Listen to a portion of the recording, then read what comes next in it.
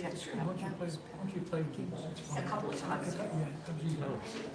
And what they had actually done is they videotaped our entire play. So Like that's what last summer we had students. Well, they did. They tried to do something. She had one Janet, Janet, and she wasn't reaching me, because she, that's right, because she asked me about my number. yeah, that's. Yes, and no one could reach So her. we would go and, yeah, so sometimes it was three of us, needs the head. sometimes it was just me and Jessica. At the beach house. At the beach house, we played rugby. We played them until, I think probably when it started to get cool. So it was like towards maybe late I September. remember Janet saying to me, "What's your number?" Because I just called. I didn't know. Or maybe she texted, but it wasn't me. Something like that. Something she, I told her, I didn't have the answer, so she did it, but she never got a response. I said probably. Oh, yeah, because I would definitely respond. You know what, I have a problem with the joke.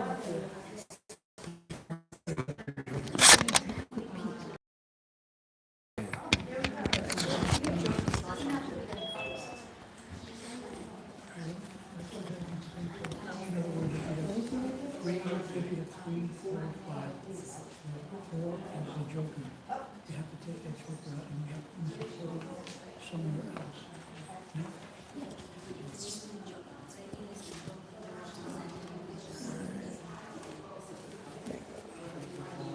It has to be the same number.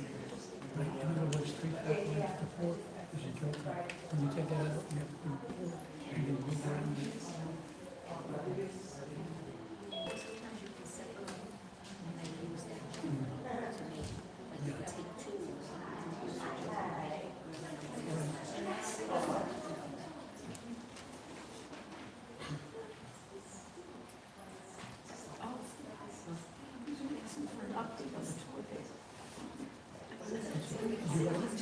Did you write? So I opened it. Go around. I was in operation, so I didn't call. So I got a flu. You gotta keep a system in charge. Each time you gotta remember yourself. I don't know how they make tour of it, but I bet that usually miss something. And the accepted one. I did laugh when I opened it. I'm sure they're all interested. That's what I know. Singles, I don't know what, 2 or 3. Oh, he knows how. We haven't seen Charles in the last week.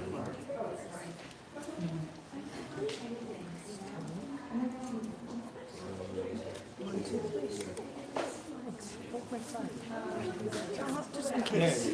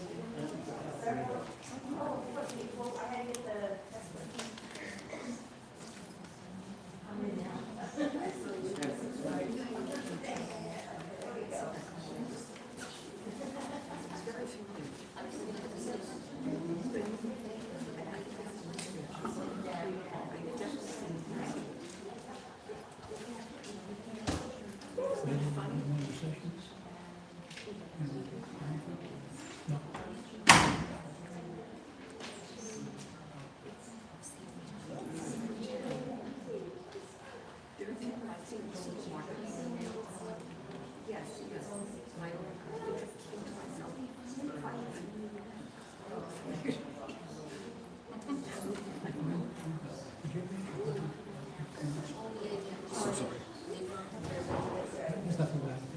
Okay. Would you go once? No, I don't know. That's what I think. Is that good or bad? Oh, okay. Good, that's right. Yeah. I was like, I don't think so. Yeah, I should have thought,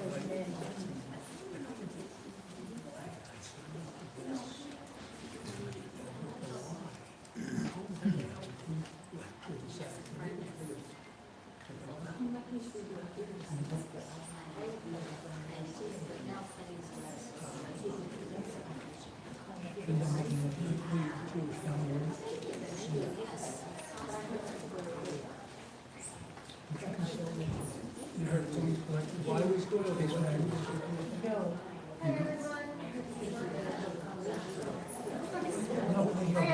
thank you for This was, this was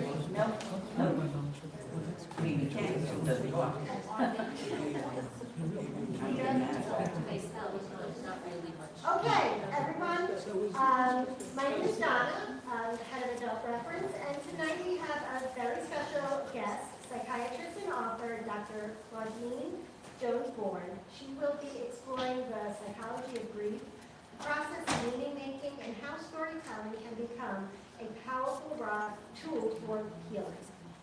Drawing on insights from David Kessler's finding meaning, the 6th stage of grief, and her own personal journey through loss, Dr. Jones-Bourne discusses how grief endures and evolves over time, and how we can carry love forward without being defined by pain. She will also share the inspiration behind her own book project, How It All Began, a legacy collection rooted in memory, family, history, and resilience. Books will be available for purchase at the event, as you can see. We also have our friends of the Huntington Public Library here who are selling raffle tickets for their fundraiser basket. And I do just want to let you know that this is a hybrid event, so there will be people joining us virtually. The program is recorded, and Dr. Bourne may post it on her website. So just supposed to let you know that. But thank you and enjoy.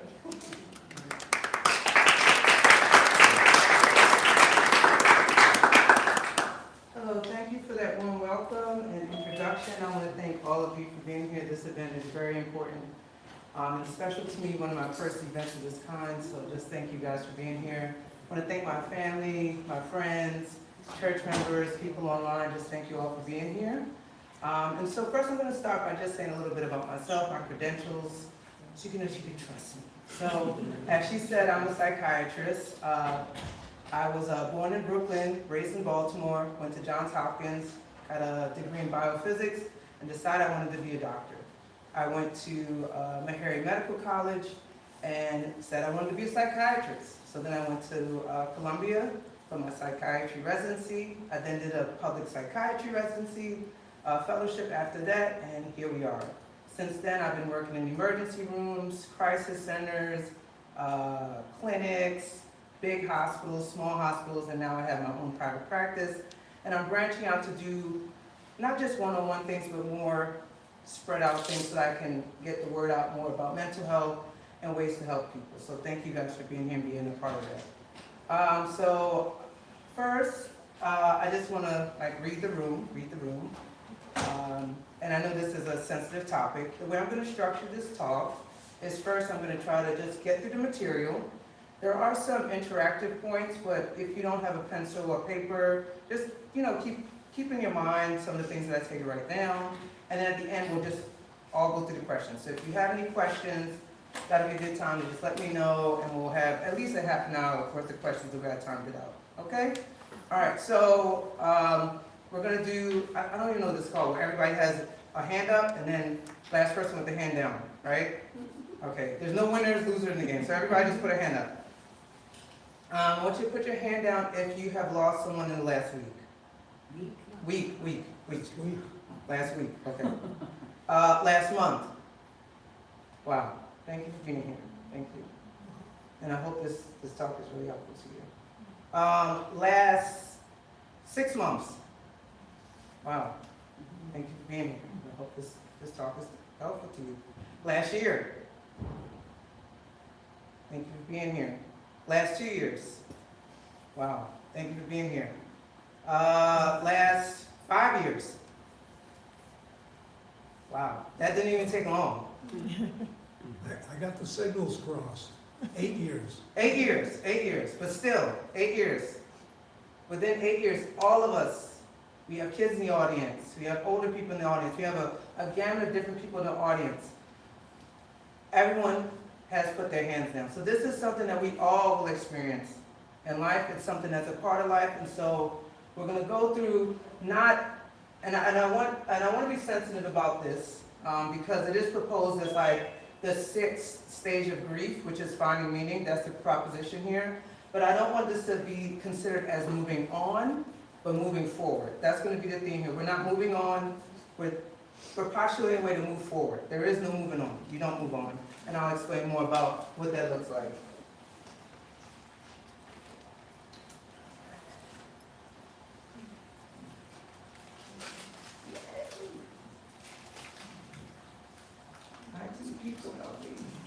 No, did I click something? Did it go off?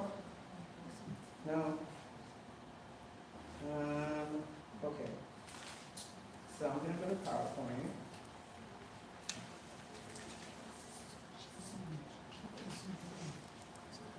Is it doing something? There we go. Doing something now?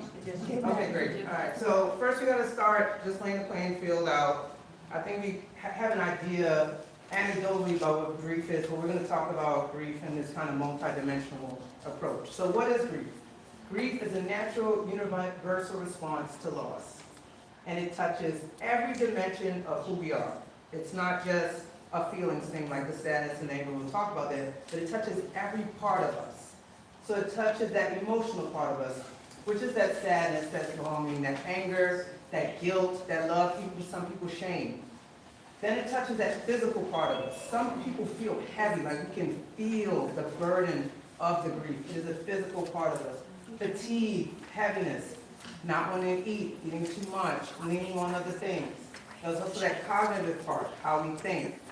So this could be confusion, difficulty concentrating, brain fog, questioning, a lot of deliberation, how, why, should, could, would. This is all part of grief. And then there's also that behavioral part, which is why people may come see me in times of grief, which is not just the emotional, but withdrawal, restlessness, shift of routine, and just downright having a psychiatric diagnosis because of some of the grief they're experiencing. Let's see. Oh, it does work. All right, great. You've also seen this, which is the stages of grief. And from the jump, before we even go through the stages, I want us to remember that grief is not linear. So you do not go from one stage to the other. You can have multiple stages at once. You can have none of the stages. You can have all the stages. But just to know that this is just a framework, not a rubric, something that we just use to conceptualize how grief works in people. So first we have denial. So there's shock, disbelief. And this use, and I'm glad this has it, that it's functioning not as just pure denial, like you just can't accept it. It's a buffer from the pain. There's a natural reaction to kind of buffer yourself from the pain. Anger, frustration, seeking an outlet, right? If you've ever heard this before, anger is usually known as like a secondary emotion. So anger could be behind that sadness, behind that guilt. So that's another example of how, even though it is its own stage, in of itself occurs, not in a vacuum. Bargaining, what if only, why wasn't it me, if it only could be me, that person, this person, that type of thing also happens.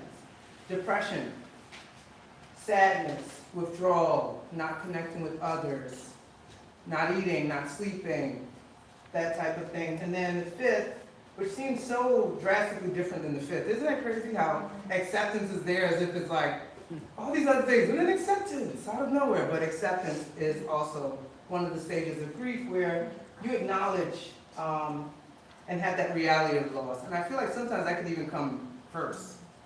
Even before all those emotions, even though it's last and it seems like the most positive, sometimes you can accept the loss and still be in that shock, that denial, that bargaining, that depression. So remember, grief is not linear. They overlap. And this is not showing my next slide, but I do also want to emphasize that there is no timeline.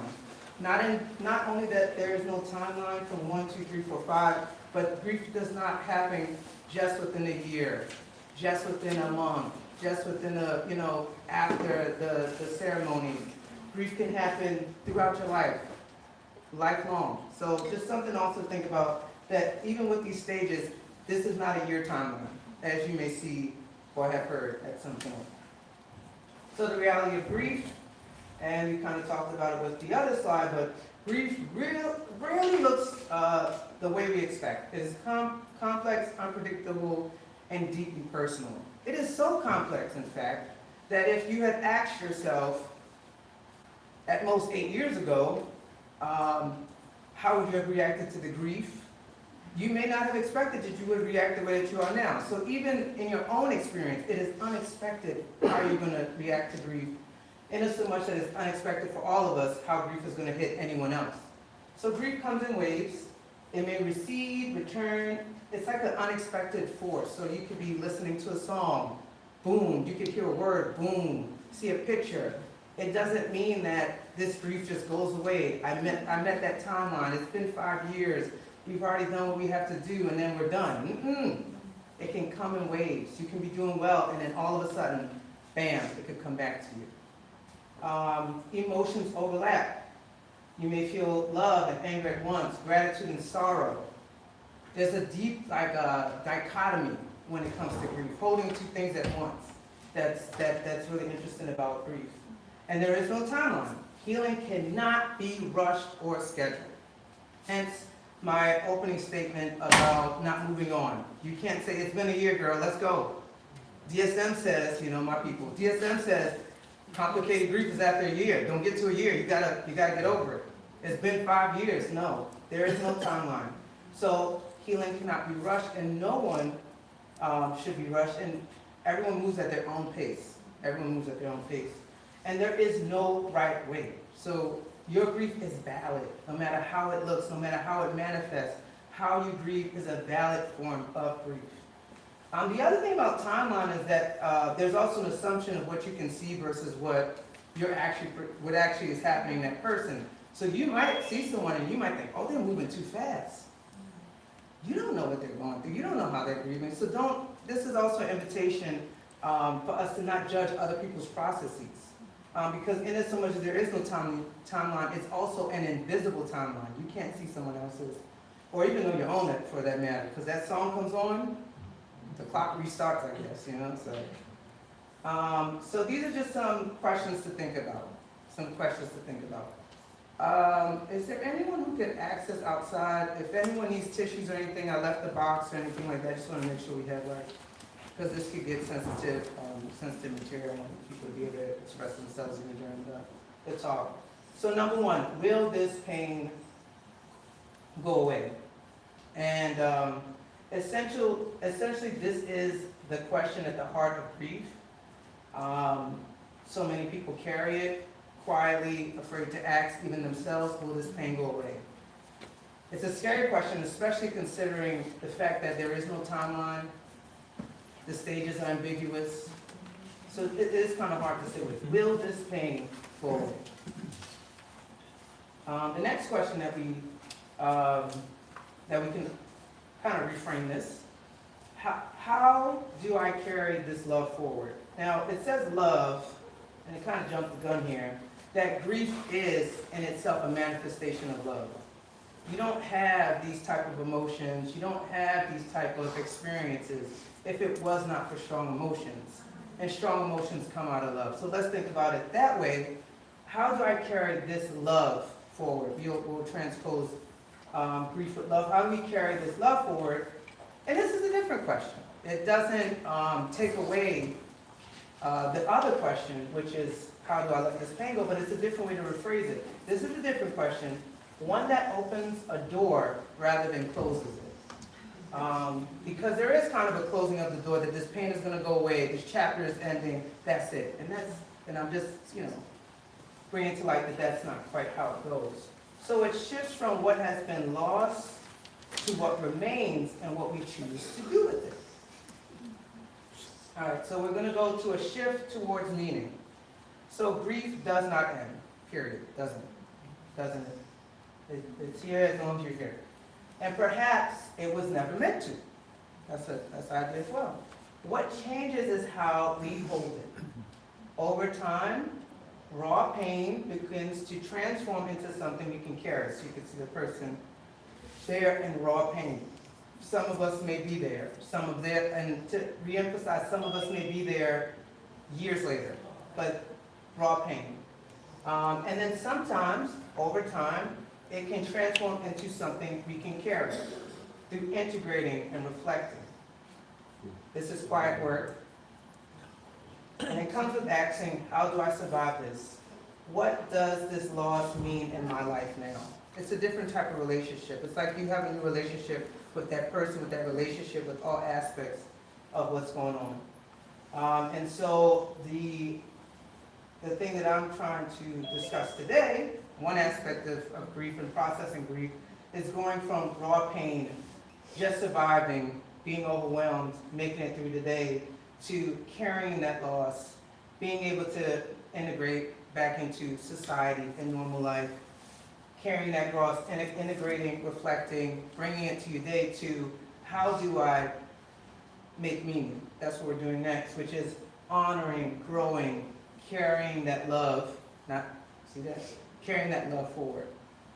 So this shift, and this is important because someone needs to hear this, especially when we're in a culture where moving on has been the narrative, that the shift is not a betrayal of the person that we lost. Because there is a thought that if we carry forward, that's how we're going to say it, if we carry forward, we're kind of leaving behind, and that's not what we're encouraging today. It's an act of love. So what we're doing is moving forward, in many ways with that person and with that relationship, so that we can honor them through the way we live. So how do I carry this stuff forward? Wait a minute, there you go. So I first got introduced to this, I had a patient, and she is a pastor, and I have other patients, and they come to me with things, and grief inevitably came up. And someone had a horrible situation, and I went to her to ask her, hey, do you have any resources for people that are grieving? And she brought this to my attention, hands down, she's like, this book. So I'd like to thank her again, but this is the book that she brought to my attention. Little did I know, I had gotten this book for a patient, and I needed it myself shortly after. So hence why I am now sharing it with all of you, because I now know about it. So David Kessler, in this book, he does a good job of going through the stages of grief, talking about his own journey with grief, horrible story, how he had to deal with his grief, but also his call in his book is similar to what this is about, is finding meaning through grief. So meaning is not found in the loss. So when you hear a sentence, you can interpret it different ways, like finding meaning through grief, what could that mean? Some people might think that that means finding meaning through the loss. So sentences that we say, it happened for a reason, and these are not, these are, we say what we, what do we say sometimes when someone's going through this pain? We try our best, right? But it's not that. It's not this happened for a reason, or it was meant to be, or there's always a purpose in this. That's not necessarily what I mean by making meaning out of the grief. The meaning that I'm kind of petitioning for is becoming meaning makers, which means choosing, letting what happened shape our lives, values, actions, and also creating a legacy. So not just, it's not even just making a meaning of the loss itself, like, oh, because the person passed away from this or that, but it's how do I use this relationship to make meaning overall. So there's different ways to do this. So we'll talk about this in a second. So why is this important? Why should we even do any of this meaning making, this creating bonds thing? Why should we do this? So we should do this because it creates these bonds. So modern grief research affirms what the heart already knows. Our relationships with those we lost, they don't disappear, they evolve. So it's an evolution of a relationship. And not only that, we carry them with us, not as a weight, it's not a weight, it's not a burden, but as a presence woven into who we are. This new presence woven into who we are. So how do we carry them? Let's make more sense of this carrying aspect, if we will. In memory, so through stories, through rituals, things that we do that we used to do with these people, through moments that keep them real. In identity, how do they shape the person we've become? These people have made us wives, these people have made us teachers, these people have made us parents. They shape who we've become literally as a person, and honoring that. And in values, what lessons do we live out in their honor? Things that they would have done, things that they have instilled with us, things that we know would have made them proud. So once again, I'm going to reinforce this. From pain to purpose. Finding meaning is not about replacing what was lost or pretending that the pain was worth it. Like, that had a purpose. I'm glad we got through that, It's somewhat quieter and more courageous. It's not replacing the loss. nothing fills that space. I think that's what the courageous part about this is, saying that it does hurt. It's gonna hurt. There is pain. So knowing that nothing fills that space left by someone that we love, nothing can fill that space. We do not seek to erase or minimize what happened, okay? And then allowing meaning to grow alongside that pain, right? So meaning and grief can coexist, right? Purpose emerges not instead of pain, but within it. This woven nature, this dichotomy of pain and purpose together. So then we have another concept, legacy and identity. This played a lot into kind of how this book got started, and I'll talk more about that shortly. So grief is not only a passage through pain, it's also a transformation of the self. So not only does the relationship evolve, you in a way evolve as a person. The people we lose become part of who we are, literally part of who we are. And we carry that forward in every chapter that follows. So I want you to kind of ask yourself, and really think about it. I'll give you some time to think about it too.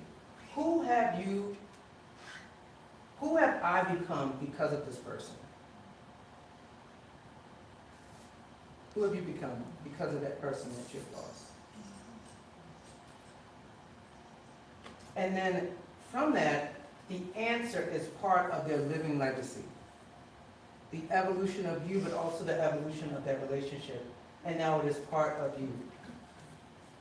So these are ways that you have become a different person, or you're living out that legacy. Lessons, wisdom that passed down, conversations, love, a new appreciation for love, a new appreciation for life, values, principles we inherited and now live out in their name, and most importantly, love, the most enduring gift, one that grief cannot take away, and in some ways grief is love, or manifestation of love. So today, there's many ways that you can find meaning, many ways, but today I'm going to talk about the power of a story. Letting that be the entry point into finding meaning. I also want to emphasize, this is a good point to just mention this before I continue, that for some people, you may not be even ready to do this, right? And it's okay. It's okay to be at that stage here. And I'm not saying that I need you to just brush it up, pick up the package and make a sum. I'm not asking you to do that. I'm just putting it out there, so when that time comes where you are ready, this could be something that could even just be a resource in the back of your mind. I'm not trying to rush anyone's process, but I'm trying to make it available. If you wanted to start this process, what this could look like, was finding meaning concept. All right, so the power of a story. So stories are how human beings have always preserved what matters most, right? We tell the story of someone we love. When we do that, we refuse to let them disappear. It reminds me, as I was making this slide, it reminded me of Coco. Did anyone see Coco? I cried through the credits. So essentially, Coco is a story, Disney movie about Dia de los Muertos. I probably butchered that name. But regardless, the whole concept is we have to continue to remember these people. We can continue to remember our loved ones by having these stories and keeping them alive. So first, we're going to remember. So stories anchor memories so they are not lost to time.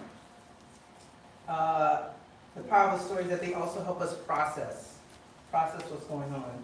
So telling and retelling helps us make sense of the loss itself. Share.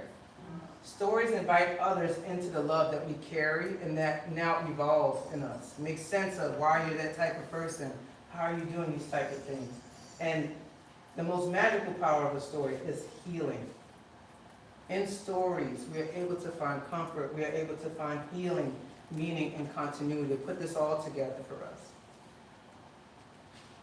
So, storytelling as healing. So there's something profoundly healing about giving voice to the people that we love. Storytelling is not just remembrance. It's an active presence, making it alive. So all these practices keep love present, and love is never lost. So let's think about ways that we could do storytelling. And it could be from structured to less structured to just bare bones. Telling the story aloud, speaking their names, sharing their humor, their habits, their heart, keeps them alive in the room. People know who they are, right? People know what they're about. They know what you're about now. Writing the memories, journals, letters. I love telling people to journal. I'm not great at it. I'm just going to admit it. But if you could journal, if you do a journaling, it is very therapeutic. Journals, letters, memoirs. Create a record that outlasts us all. And then speaking their names. Don't be afraid to say their name. Don't be afraid to talk about your loved one. Their name is a gift. Say it with love and say it often. So, okay, so you're going to do this, take a deep breath, and out. This is going to be a tough one. So if you have some paper, and I'll give a few minutes, actually, like some real time for reflection. I want you to kind of sit with these questions. So who was, the reality is, some of us have lost a lot of people. We're grieving multiple people at once, but let's choose one person for this exercise. Who was this person in your life? What were they to you? What role did they play? What did their presence feel like? What did it feel like to be around them? What did they give you? What gifts? Some things to be tangible, some things you can't touch. What gifts did they give you? What did they leave behind in you? That evolution I was talking about. And what remains? What part of them lives in you and your choices and your love? So I'm going to just let y'all sit here with it for a second. I'll be right back.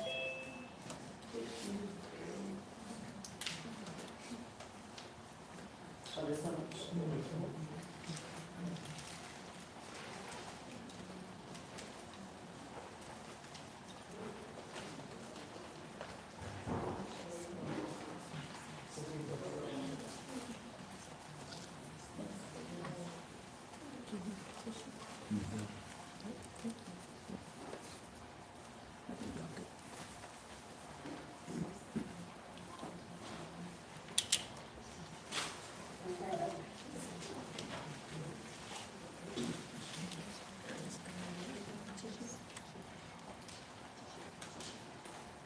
Don't worry, I'm not going to call him, guys. I promise you. So, you had a moment to reflect. All right. Okay, so I'm going to talk about, that's right. So I'm going to talk about how I did this and how this all manifested for me. But first, I want to encourage you all that you all can write your own legacy too. It doesn't have to be published. It doesn't have to be a big to-do. But there are ways that you can create your own legacy and find that meaning, have that intertwine of the pain and purpose together. So you don't have to be a writer. You don't need a platform or an audience. You just simply need the willingness and the desire to want to preserve your loved one's memory. So writing, you talked about writing, journals, letters, sometimes letters to them, sometimes letters to yourself. Sometimes just writing down memories, little blogs, any form of writing that captures what might be blurred or what needs to be processed, what needs to be said, what wasn't said sometimes can be helpful. Writing that letter to that loved one if you didn't get to say those last things to them. Some of us don't have that, it's hard to call it a luxury, but that luxury to say those last things and those last words to the people that we love most. Tell the story, share. I like how it's like the share thing. But share, tell your stories to others at gatherings and conversations and mediums. You know, if you see something that reminds you of that person, oh man, such and such loved this band, or they love that story. For me, it'd be wrestling. If I'm thinking about my grandfather, he loved wrestling. He did not miss wrestling. So every time wrestling comes up, he's gonna come up. You know, that's how that's gonna go. Preserve. This is a good one. Photographs, recordings, keepsakes. create a record that will even, it's hard to even think about, that will even outlast you, right? I have some of, and some phones are just, they don't, I don't know, but I have some recordings of my grandparents. It's just another thing to think about. Somebody leaves you a voice message and you know about, don't erase it from now on. Don't erase voice messages from loved ones. If you can save them, save them. Because you never know how much it feels to be like, hey Claudine, this is grandma just saying I love you. Over and over and over, I could always access that. So don't throw those things away. Don't throw those things away. Keep something, keep some things, because it keeps them alive. It keeps you alive. And honor, so rituals, anniversaries, acts of service, let their memory live on in what you do. All right, so let's get to the book. All right. Okay, so why I wrote the book. So here goes the story. I wrote the first, I think it was like 3 to 5 pages in the book. What I really did was compile and edit the book. So the book came about, I went to go visit my grandfather to what we thought was going to be his deathbed. And he just casually said, hey, I need you to finish my book. Didn't know what book he was talking about, had no idea what he was recalling. I always remember him like writing things and like talking about something, but had no idea that there was a book in existence. Fast forward, my mom gives me the book. It's tattered. It's like, it was typed. It was typed, right? But it went through water damage, it went through fire damage. You could see the words though, because that's how the book still exists. And what this book was, a collection of stories. My grandfather worked in a nursing home. He actually retired from a nursing home. It's the most interesting job ever. So he retired as an activities director at a nursing home. And for one of the activities, he told all of the people to just write stories. He gave them like pictures of music. It was like a nursing home activity. But he felt that it was so important that these stories be shared. He felt that these people needed their voices to be continued. Needless to say, everyone in that book, all those stories, they are de-identified, but the stories are still there. All those people are gone. Gone for decades at this point. But he felt it was so important to keep these stories. I don't even know how he got them out the fire. That's the other point. But he felt they were so important. And that's how I ended up with this book. Spent hours getting it off the pages, editing it, writing my own part, which is his story. I couldn't leave him hanging. If he's gonna make a story about people, he needs a story. So I made his story at the beginning, and that's my story. So essentially, it was created through his project. This is his project that he wanted finished and that he wanted formally published, and I wanted to carry that on for him. He entrusted it to me. He said, Claudine, I want you to finish it. And I said, okay. And then essentially, there's 4 themes. There's stories woven throughout this book about family, resilience. I mean, these are older people. They did not cut cards. This is like the 80s, 90s. They were like 80s and 90s, so lots of, and it's in Manhattan, so lots of cultures, lots of backgrounds, very, very good stuff. So, to close, before we close, I want you to kind of sit with 2 questions. There's no right answers, just some questions to sit with again. And so, what story do you carry? What story are you carrying right now? The memory of someone you love, the moments, the lessons, the love that still lives in you, what are you carrying right now? And what story do you want to preserve? What do you want future generations to know? What do you want to carry on? What do you want for them to know? And what do you want to carry forward with intention?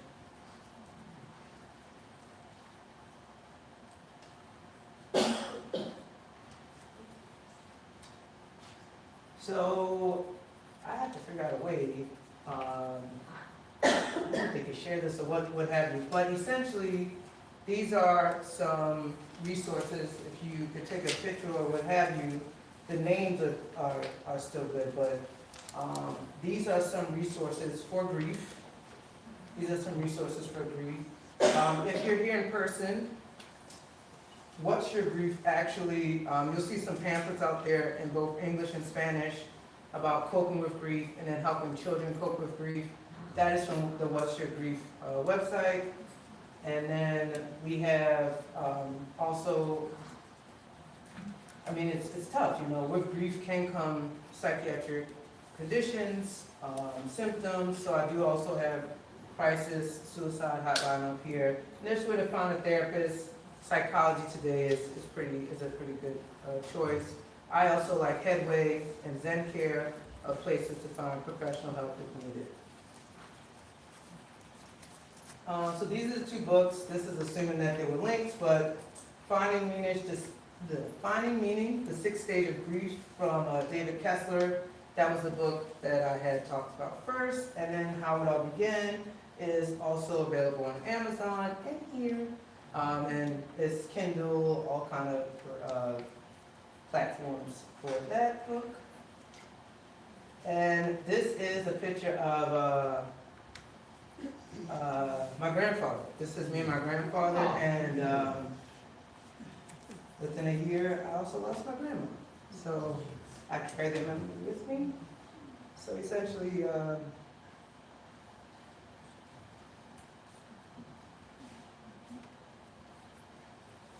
you know, grief is a reflection of love.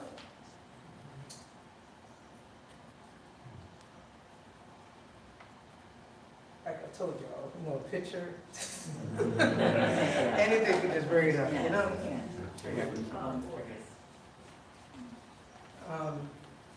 So meaning is how we carry that love forward. It's not a burden, but as a gift. You're not alone in this, evidently. And the love you carry is proof that a proof of a life that mattered. Helen Keller, what we once enjoyed and deeply loved, we can never lose. For all that we love deeply becomes part of us. All right. Thank you so much. Thank you, Julie, for questions and comments.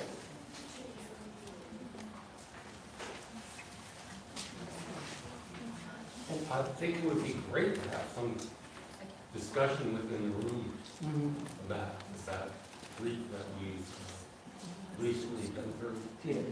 Let me turn off and talk to them about turning off some of the things then. So I'm going to turn on my little situation.